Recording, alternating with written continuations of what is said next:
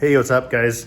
So I just hopped off of a call and I wanted to share the experience that this person I was coaching just had. So they said, how can I hand off a project when a client is actually hiring me to do the work?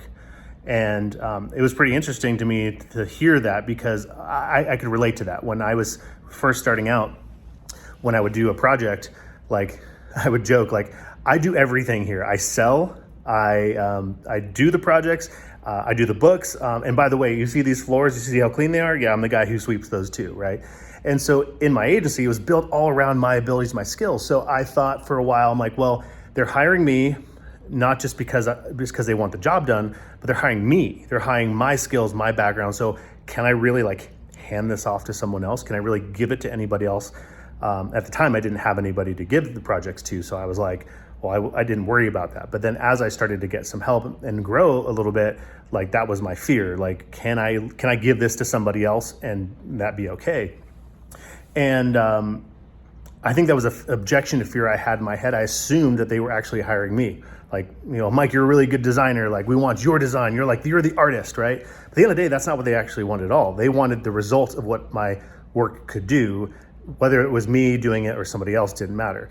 What I figured out was that in order to actually hand off a project, because like, how do I bottle up my ability to like design? Like, how do I bottle up my ability to make decisions about like building websites or the way I might put together a marketing strategy for a client? Like that was in my mind really hard to like distill down and be able to even teach someone else. So even if I wanted to hand it off to somebody else, being able to do that was a whole different story. So I had to figure out how to simplify things and really create a routine, systematic way of delivering all my services. And in some cases that meant simplifying things. Like rather than taking on projects that really did require my own like unique brain and perspective on things, like I had to ultimately trade that for things that I could take on but hand off to someone else.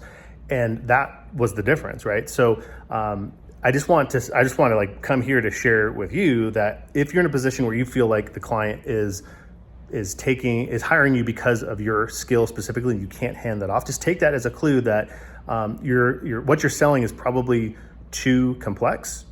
And I guess there's no soft way or polite way to say this, but like you ain't that good. Like I'm sure you're great, but like they're not hiring you because of how good you are. They're hiring you for your ability to get the job done.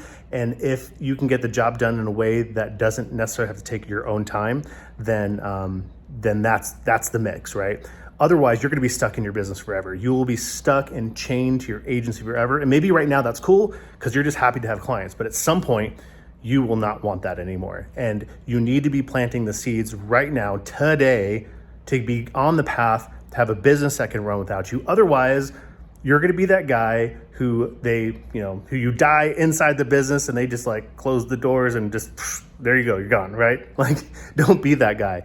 And so anyways, just want to come here and share that with you. I got some resources in the comments for you if you're interested in some more details around my thoughts on this, some more trainings and clips and stuff. So anyways, hope that was helpful. Love to know what you think.